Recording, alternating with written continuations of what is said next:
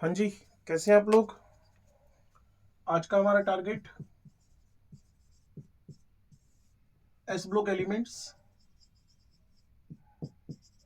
Included NEET questions special preparation for the 2023। ठीक है जी, तो बात को समझे।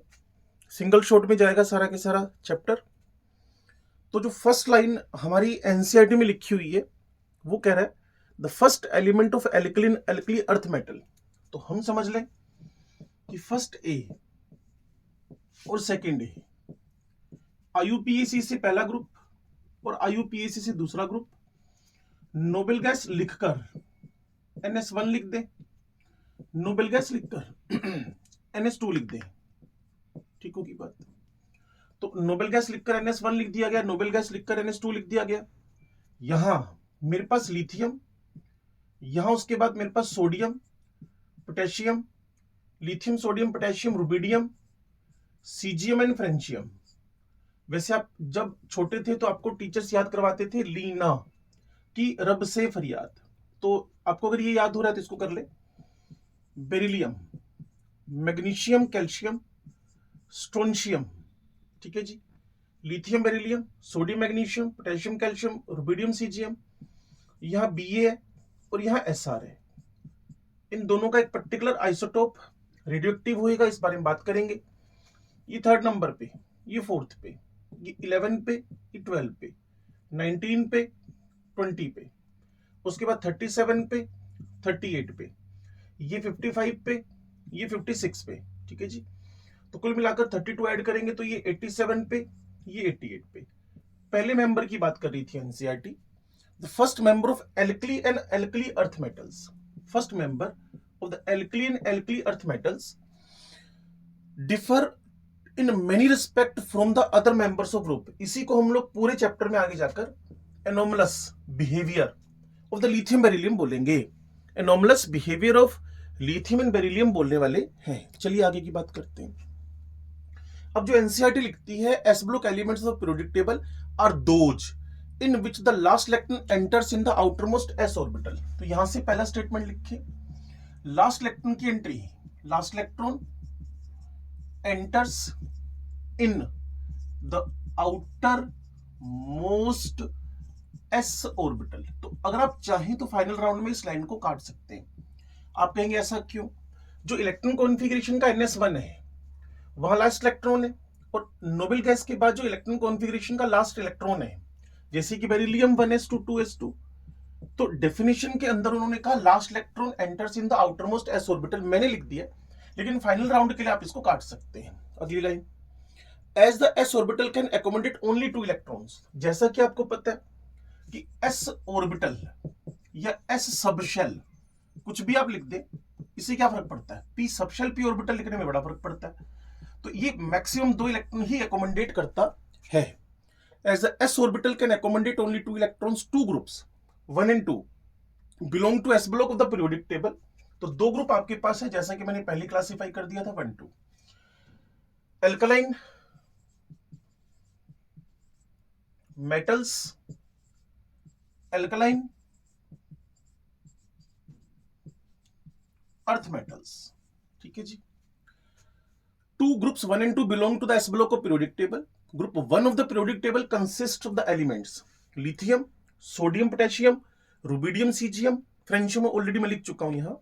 They are collectively known as the alkali metals. They are collectively known as the alkali metals. These are so called because they form hydroxide on reaction with water.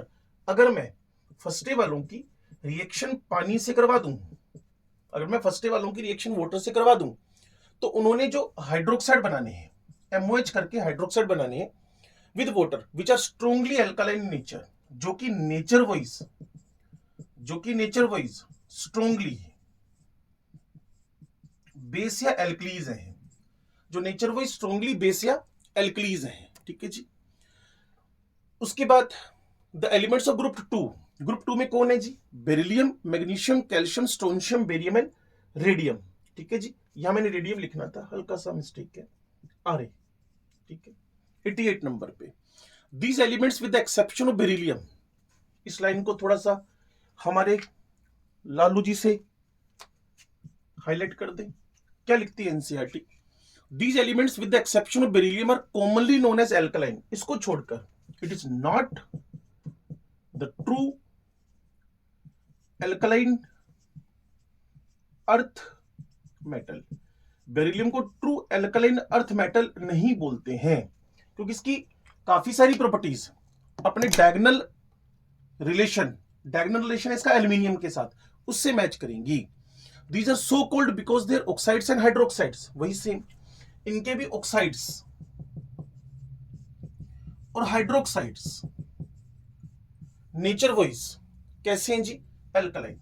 थोड़ा सा cool होकर अगर आप इस लेक्चर को सुन लेते हैं, अप्रोक्सीमेट 2.5 आवर में खत्म होएगा, तो मुझे लगता है आप इस चैप्टर के विनर बन सकते हैं। और जो बोर्ड पर अब है, जैसे कि मैंने अब तक इसको 6 मिनट लगाए हैं, तो इसको मैं 1 मिनट लगाऊंगा।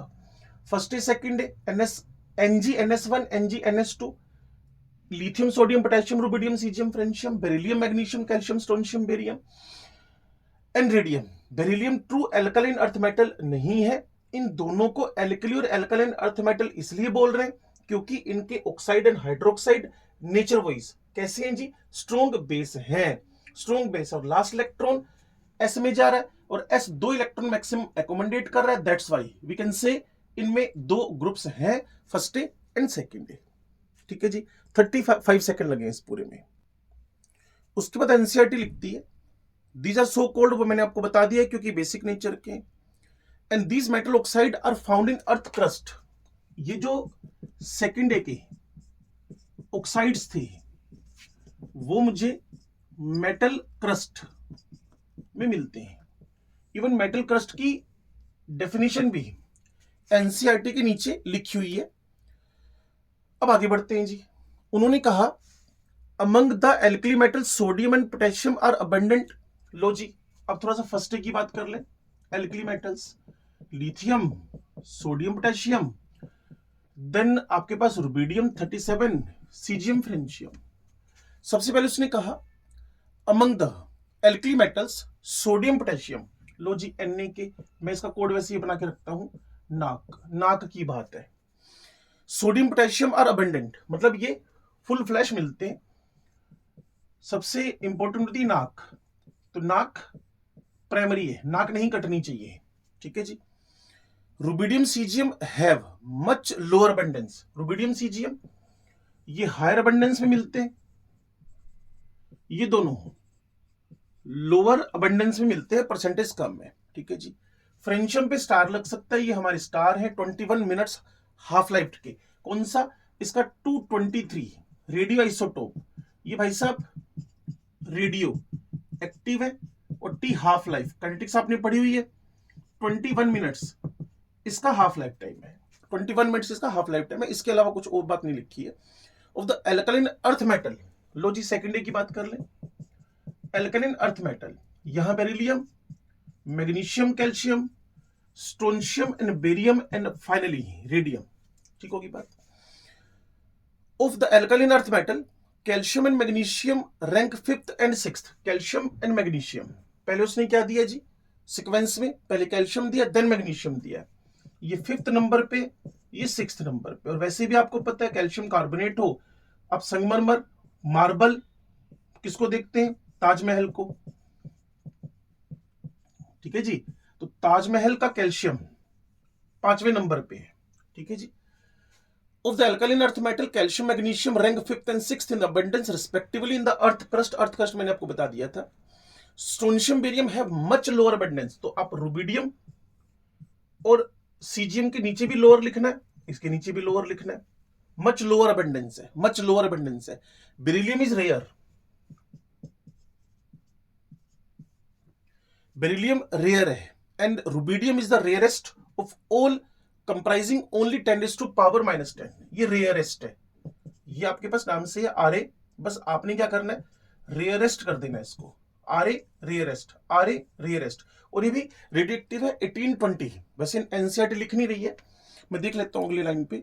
द जनरल इलेक्ट्रॉन कॉन्फ़िगरेशन पिछले बोर्ड पे आपको बता चुका हूं कि NS1 से 2 इनका जनरल इलेक्ट्रॉन कॉन्फ़िगरेशन है। तो रेडियम रेयरेस्ट है, टी हाफ जानने में इंटरेस्टेड है, 1820 ईयर्स, 1820 साल इसका टी हाफ है, टी हाफ इसका 1820। और इसने एक लाइन लिखी है कि आप अर्थ क्रस्ट किसको बोल रहे हो? The thin rocky outer layer of the earth crust, type of rock formed from magma molten rock that has been cooled and hardened. ऊपर की लेयर है कुल मिलाकर, आपको ज्यादा इसमें टेंशन नहीं लेनी है। चलिए आगे बढ़ते हैं।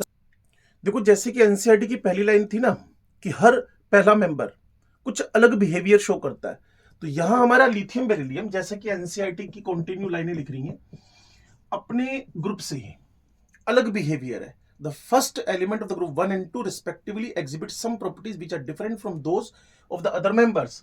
ये कुछ अलग प्रॉपर्टी शो कर रहा है, ये कुछ डिफरेंट प्रॉपर्टी शो कर रहा है, किससे? अपने ग्रुप के साथ। वही लिखा था पहली लाइन।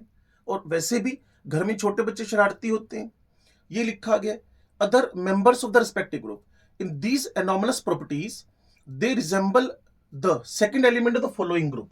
कोई बात नहीं, देख लेते हैं, जिसको आप डायगोनल, लिथियम का मैग्नीशियम से, बेरिलियम का एल्यूमिनियम से, क्या है जी? Diagonal relation. Diagonal relation lithium और मैग्नीशियम की प्रॉपर्टीज मैच करेंगी, बेरिलियम और एल्यूमिनियम की प्रॉपर्टीज मैच करेंगी। इसको बोलते हैं आप लोग डायगोनल रिलेशनशिप, इसको बोलते हैं आप लोग diagonal relationship. This lithium shows similarity to magnesium, जैसा बोर्ड पर मैंने लिख दिया है, beryllium to the aluminium in many of their properties. यहां तक की बात एनसीईआरटी की वर्ड टू वर्ड हमारे बोर्ड पे आ गई है। This type of diagonal similarities commonly referred to diagonal relationship, board पे ये भी लिखा जा चुका है diagonal relationship. The diagonal relationship is due to the similarity. Diagonal relationship का रीजन क्या है?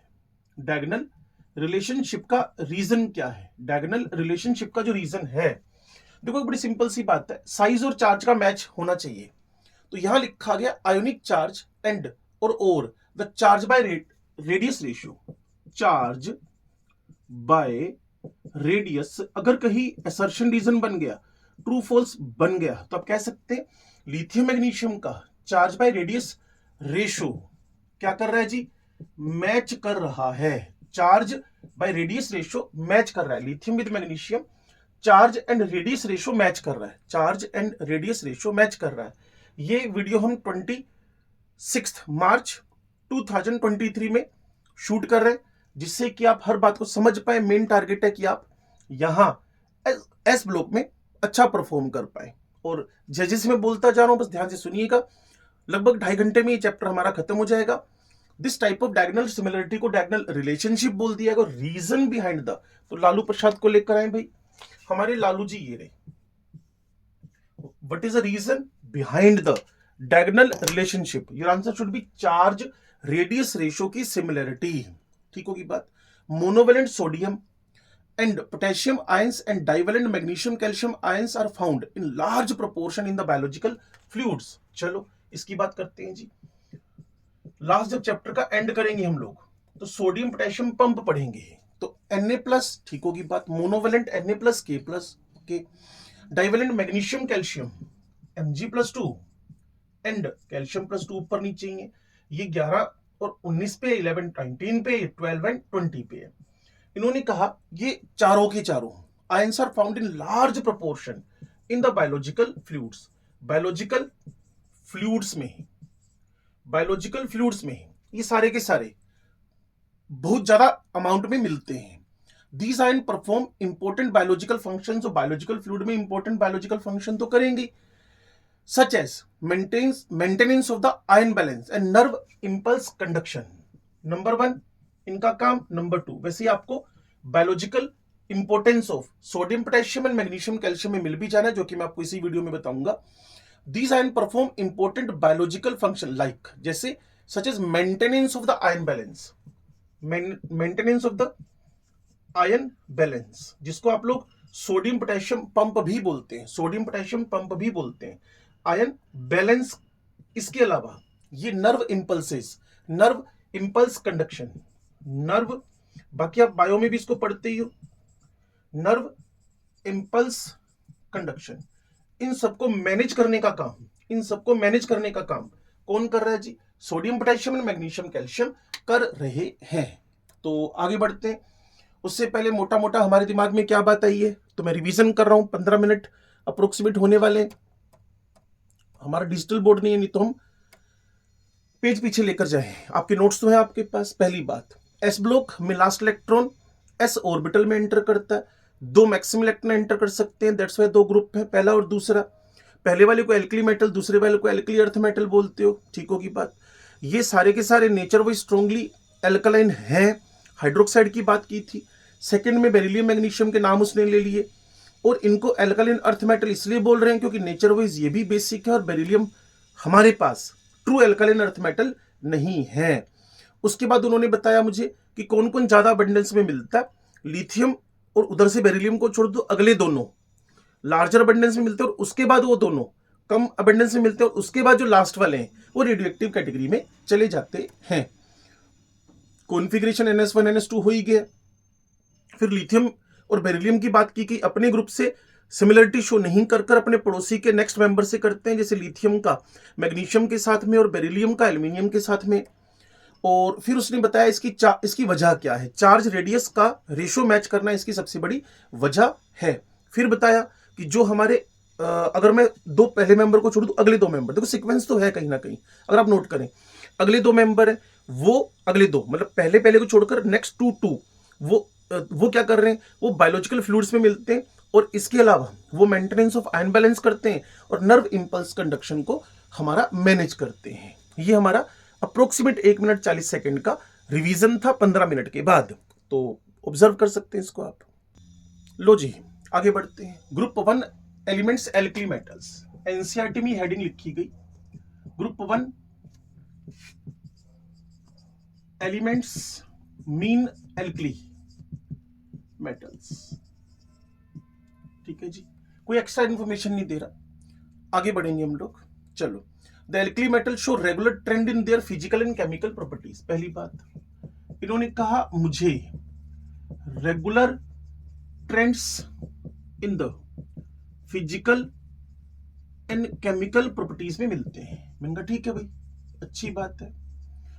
Regular trends in the physical, finally इस लाइन को आप काट सकते हो, रेगुलर ट्रेंड्स लिखकर लाइन को काट सकते हैं। With the increasing atomic number, जैसे जेड बढ़ेगा वैसे वैसे साइज बढ़ेगा, जैसे जेड बढ़ेगा साइज बढ़ेगा। Clear?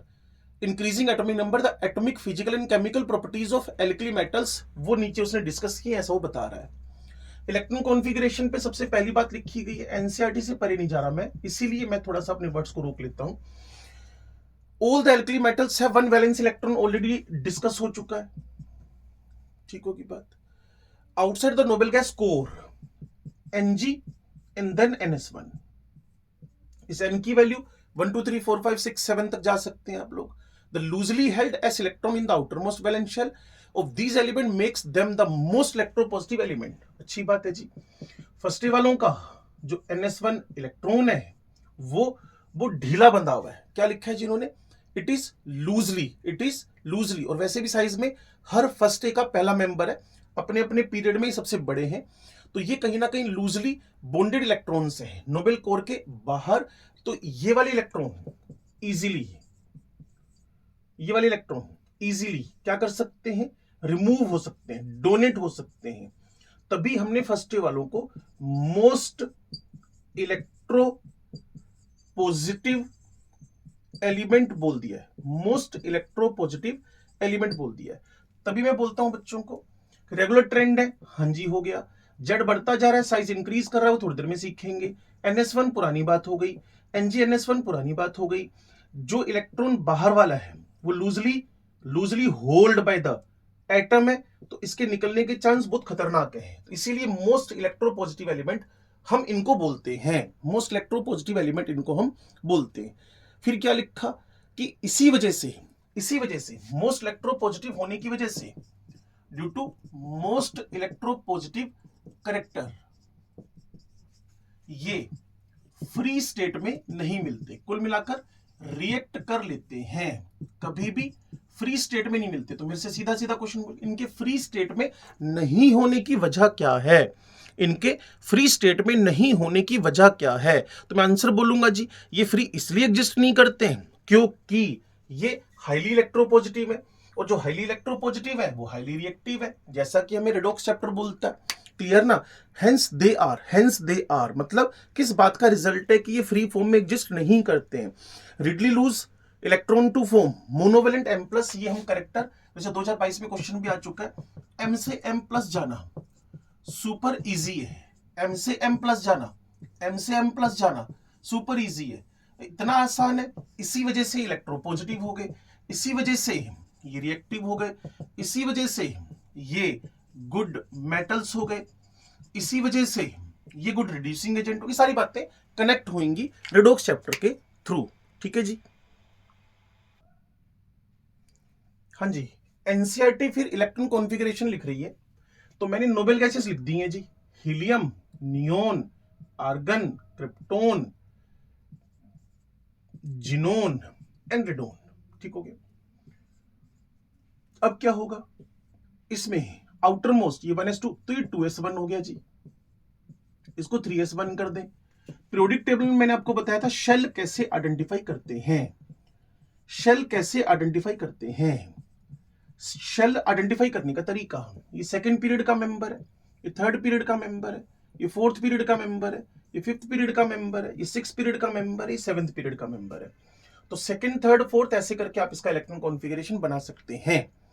Atomic and ionic radii पे मुझे बस इतनी बात समझ में आती है, जो एनसीईआरटी लिख रही है क्या कहती है ये, एटॉमिक एन 10.1 करके आपका टॉपिक रहेगा, 10.1.2 करके फिर लिखा रहेगा atomic and ionic radii, atomic and ionic radii, atomic and ionic radii क्या लिख रहे हैं, the alkali metal atoms have the largest size.